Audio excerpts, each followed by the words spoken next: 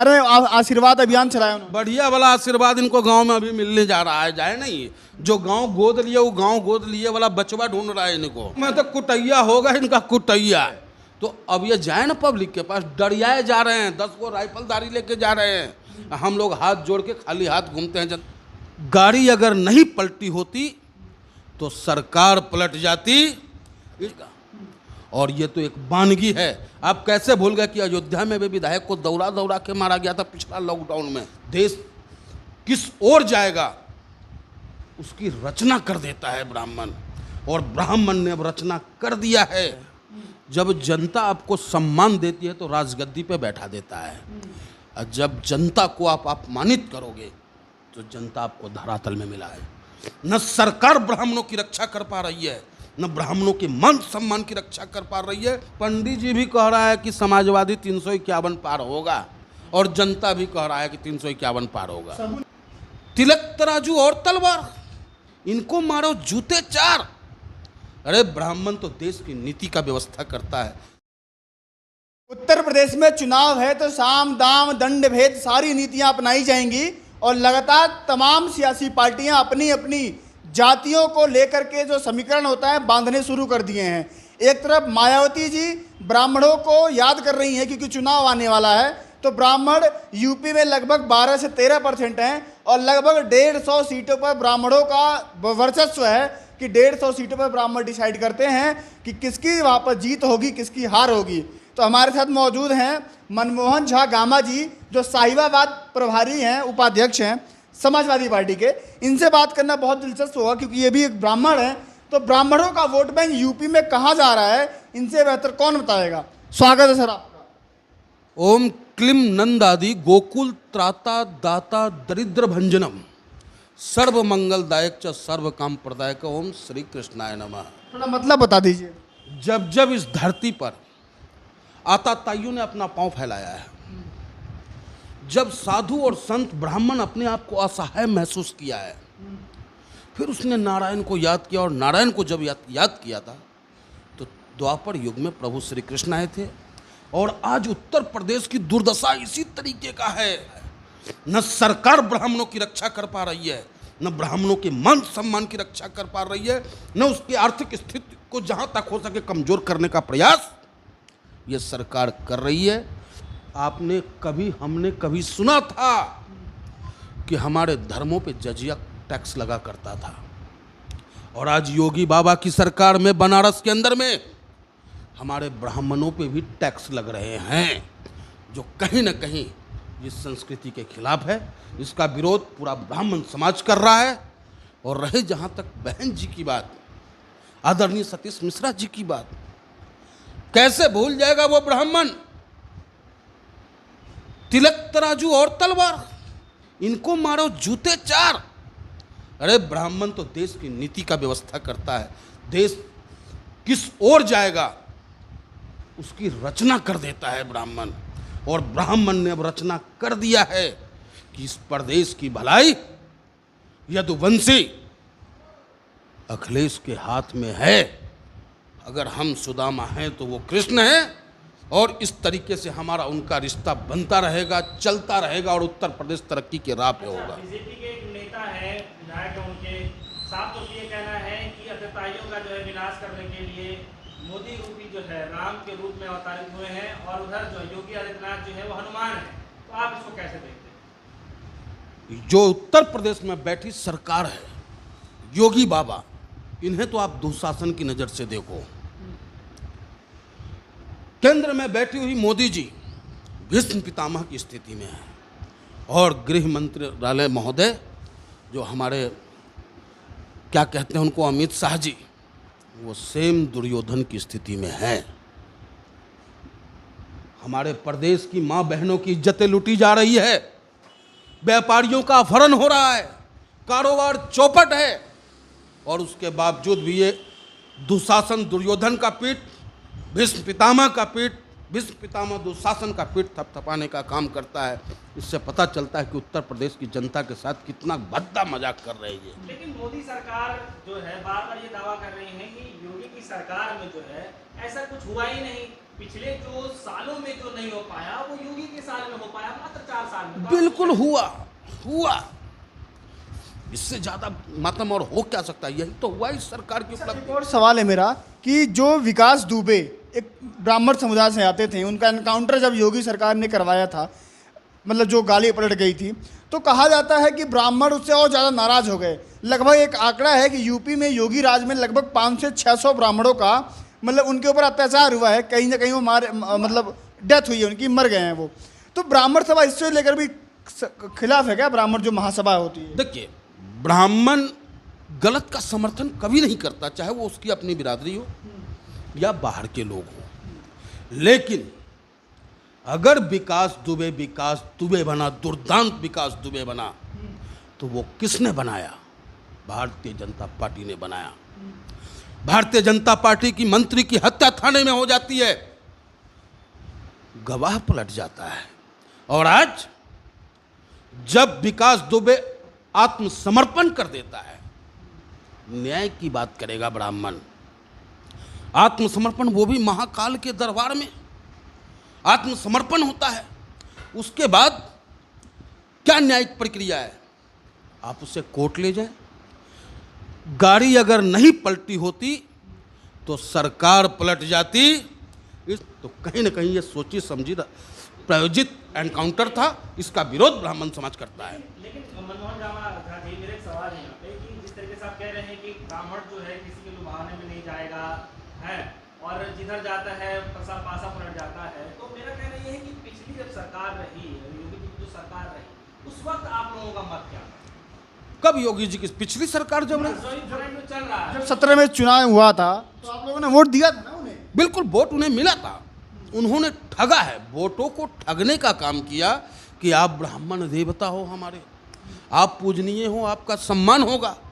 लेकिन जब से ये सरकार आई, तब से अगर सबसे ज़्यादा क्रॉस किसी जाति को किया गया तो वो ब्राह्मण जाति है। इसलिए ब्राह्मण समाज आज रुष्ट है और समाजवादी पार्टी के साथ अपना तो इसीलिए ताकत दिखाएगी। इसीलिए जो है बीएसपी जिस तरीके से सुप्रीमो जो है मायावती जी, वो बार बार जो है सम्मेलन करने के लिए ब्राह्मण समाज का मतलब प्रोग्राम चला रही हैं, और काफी ज्यादा जो है पासा भी फेंकती हुई नजर आ रही है कि कहीं ना कहीं अट्रैक्शन होगा। और दूसरी तरफ जो है एसपी समाजवादी पार्टी भी, जिसके आप नहीं, देखिए, समाज देखे जाते हैं, तो वो भी इस तरह का सम्मेलन कर समाजवादी, मैं पहले भी कहा था आपसे कि किसी को हिंदू चाहिए, किसी को मुसलमान चाहिए। समाजवादी को संपूर्ण हिंदुस्तान चाहिए। समाजवादी जात की राजनीति नहीं करती है। समाजवादी हर जाति को बराबर का सम्मान देती है, जिसकी जितनी भागीदारी उसकी उतनी हिस्सेदारी। समाजवादी पार्टी ने ब्राह्मणों को ऊंचे से ऊंचे पद पे बैठाने का काम किया। पिछली सरकार में भी आपने देखा, माता प्रसाद पांडे जी हमारे विधानसभा स्पीकर रहे, स्वर्गीय जनेश्वर मिश्र जी समाजवादी पार्टी के फाउंडर मेंबर रहे। आज ब्राह्मणों का इतना बड़ा सम्मान समाजवादी पार्टी ने किया कि लखनऊ में विश्व स्तरीय पार्क जनेश्वर मिश्र जी के नाम पे बनाने का काम किया। एक सवाल है मेरा कि जो मायावती जी ब्राह्मण वोट बैंक साधने का कोशिश कर रही हैं, आपको बता दूं मैं कि 2007 में जब उनकी सरकार बनी थी, 206 सीट आई थी बीएसपी की, तो ब्राह्मणों की बहुत बड़ी भागीदारी थी। उन्होंने ब्राह्मण वोट बैंक साधने का जो उनका एक कह सकते हैं कि एक एजेंडा चलाया था, जो फॉर्मूला था वो फिट बैठा था। ब्राह्मण उनके साथ आए थे और ब्राह्मणों की सरकार मतलब बनाई थी ब्राह्मणों ने बीएसपी की। इस बार भी उनको चुनाव में ब्राह्मणों की याद आ गई है और लगातार उन्होंने तो टिकट भी दे दिया है। अब 5 टिकट आने वाले हैं जो ब्राह्मण, दलित, मुस्लिम सब समाजों को जोड़ के चल रही है। क्या लगता है कितना बड़ा बीएसपी मुद्दा होगा? बीएसपी आपके ये सामने रोड़ा बनेगी? बीएसपी कहीं भी हमारे सामने रोड़ा नहीं है। और मैंने आपसे पहले भी कहा, ब्राह्मण अग्रगामी होता है, भविष्य वक्ता होता है। और ब्राह्मणों ने सोच लिया है, देख लिया है कि इस प्रदेश की भलाई अगर हो सकती है तो अखिलेश जी के हाथों में हो सकती है, सुरक्षित रह सकता है ये प्रदेश। यहाँ गरीब, गुरबा, कमज़ोर सभी वर्ग के लोगों को ताकत अगर मिल सकता है तो वो अखिलेश जी की सरकार में मिल सकता है। अन्यथा बहन जी की सरकार आ जाए, ब्राह्मणों पे हरिजन एक्ट लगा हुआ नजर आएगा आपको। ठाकुर जी की सरकार है, इनकी भाजपा की सरकार है।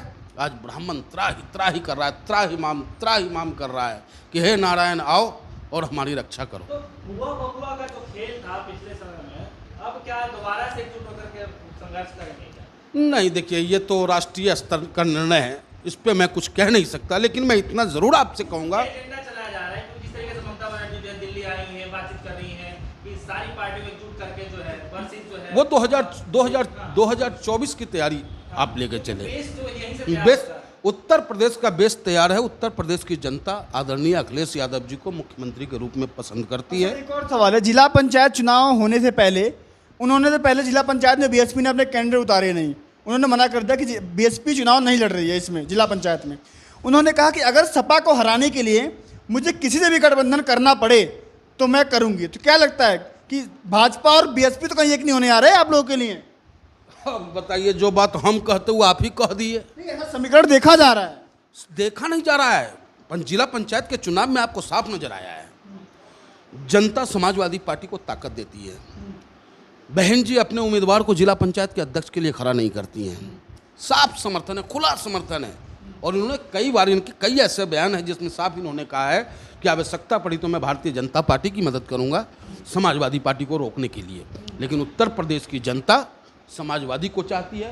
एक चीज़ मैं आपको बताना चाहूँगा, आप देख सकते हो, ये 25 जुलाई से समाजवादी पार्टी साहिबाबाद विधानसभा अपने पूरे विधानसभा क्षेत्र में सदस्यता अभियान आजम साहब को रिहा कराने हेतु चला रही है, जो 1 अगस्त तक चलेगा।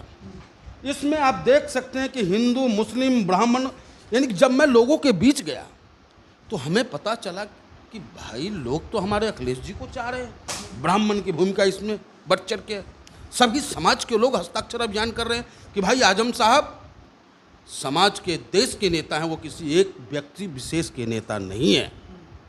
लेकिन इसी की का अगर देखा जाए तो बीजेपी भी कम नहीं है। बीजेपी की जो भी है गांव-गांव में घूम करके जो है लोगों को समझाने का कार्य कर रही है। और उधर उत्तर प्रदेश के अंदर भी जो है देख सकते हैं कि बड़ी-बड़ी योजनाएं, गांव में तो कुटैया होगा इनका, कुटैया।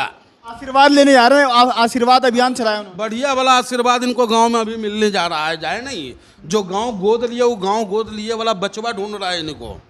और जो विधायक जो पूरा मौज लिए हैं 5 साल, अभी जाए ना। हम भी साहिबाबाद विधानसभा में आपको कहना चाहते हैं, कुछ दिनों बाद ही जो है हिसाब दो और जवाब दो कार्यक्रम करने जा रहे हैं इस विधायक जी के खिलाफ कि आप अपने फंड का क्या विकास किया और आपका कितना विकास हुआ। अब तक पिछले 5 सालों में आपकी क्या हैसियत थी, आगे क्या हैसियत रहेगी आपकी, वो हिसाब दो जवाब दो कार्यक्रम बहुत जल्द हम तय करने जा रहे हैं। अच्छा, हिसाब से याद आया मुझे, अभी हापुड़ में एक विधायक जी हैं, बीजेपी के विधायक जी, वो ऐसा गांव का कहना है, गांव वालों का, कि 4-4.5 साल बाद गांव में दिखे हैं। वो गांव में कुछ काम वगैरह हुआ नहीं है, बरसात हो रही तो गांव में पानी लग गया पूरा। तो जैसे ही वो आए कार्यक्रम करने, गांव के लोग सभा से उठ के चले गए और उनको क्या किया, उन्होंने जो पानी भरा था पानी में पैदल चलवा दिया कि आप चल के देखिए कि कितना विकास गांव में हुआ है। तो क्या लगता है, जनता ऐसा हिसाब लेगी क्या अब? जब जनता आपको सम्मान देती है तो राजगद्दी पे बैठा देता है, और जब जनता को आप अपमानित करोगे तो जनता आपको धरातल में मिला देगा। और ये तो एक वानगी है। आप कैसे भूल गए कि अयोध्या में भी विधायक को दौड़ा दौड़ा के मारा गया था पिछला लॉकडाउन में? भूल गए? तो अब ये जाए ना पब्लिक के पास, डरियाए जा रहे हैं, 10 को राइफलधारी लेके जा रहे हैं। हम लोग हाथ जोड़ के खाली हाथ घूमते हैं जनता के बीच। बस 2 से 3 आदमी हम होते हैं इस रजिस्टर्ड को लिए, हिंदू हो या मुसलमान हो, उनके बीच जा कर के हम कहने का काम करते हैं कि आदरणीय जी, मैं आज आपके पास आया हूँ आजम साहब की रिहाई को लेकर हस्ताक्षर करवाने। क्या आप आज चाहते हो कि आजम साहब रिहा हो जाएं? लोग दौड़ के आते हैं कि बिल्कुल साहब, हम चाहते हैं कि आजम साहब रिहा हो। अच्छा, आपने कहा कि श्री कृष्ण और सुदामा, आपने अखिलेश यादव को बोला कि श्री कृष्ण है, आप लोग सुदामा हैं। इन दोनों की दोस्ती तो बहुत याद किया जाता है, मतलब त्रेता युग से लेकर के अभी तक पूरा। क्या लगता है कि ये श्री कृष्ण और सुदामा की जोड़ी, मतलब ब्राह्मण और ये जो अखिलेश यादव हैं, कितना साथ रहेगा ब्राह्मणों का? देखिए, यादव और कृष्ण और सुदामा की जोड़ी तो अनंत समय तक है, अनंत समय तक है और हमेशा से रहा है, रहेंगे। कभी ठाकुर जी कह कर के हम उनको पूछते हैं, कभी लड्डू गोपाल कह के पूछते हैं। हम ब्राह्मणों के तो वही पालनहार है, वही तारनहार है। और यादव तो हमारे भाई हैं, तो उनके साथ नहीं चलेंगे। जो हमारे इस जनों की रक्षा करेगा वो हमारा रक्षक है। इस बार बीजेपी फिर से कह रही है 300 पार होगा, कैसे देखते हैं? ईवीएम सेटिंग से अगर कह रहे होंगे तो बात अलग है, लेकिन पंडित जी भी कह रहा है कि समाजवादी 351 पार होगा और जनता भी कह रहा है कि 351 पार होगा। सबू ने क्या 351? पंडित जी के आंकड़ा में 350 था, अखिलेश जी एगो बढ़ा दिए हैं, कहें कि बाबा हम एगो और फालतू लेंगे तो 351 हम करेंगे। क्योंकि अखिलेश जी कहते हैं कि हर एक कार्यकर्ता मेरा अखिलेश है, अगर मैं सड़कों पे हूँ तो अखिलेश हूँ। अखिलेश जी के आशीर्वाद से हूँ मैं सड़कों पे, और जनता के दर्द को मजबूती के साथ प्रशासन के सामने उठाने का काम करता हूँ और उसके काम को कराता हूँ। तो देख रहे थे यहाँ पर हमारे साथ मनमोहन झा गामा जी हैं, जो यहाँ पर साहिबाबाद प्रभारी उपाध्यक्ष हैं। तो इनका सीधा कहना है कि श्री कृष्ण और सुदामा की जब जोड़ी यूपी में मिलेगी तो साइकिल चलेगी। अब देखना ये होगा कि ब्राह्मण कितना साथ देते हैं समाजवादी पार्टी का कि उनकी साइकिल 17 में जो नहीं चली थी 22 में वो दौड़ेगी। वहीं दूसरी तरफ भाजपा भी लगातार ब्राह्मणों का वोट बैंक साधने के लिए कोशिश तेज कर दी है। वहीं बहुजन समाज पार्टी ने तो सतीश चंद्र मिश्रा को ही जिम्मेदारी दे दी है कि जाइए ब्राह्मणों का वोट बैंक साधिए और जैसे तैसे हो सके हमारी सरकार बनवाइए, क्योंकि 7 में जो सरकार बनी थी ब्राह्मणों ने ही बनवाई थी, तो 22 में भी वही बनवाएंगे। तो ब्राह्मण जो वोट बैंक है कहाँ जाएगा, लगातार बने रहिए हमारे साथ, देखते रहिए। नमस्कार।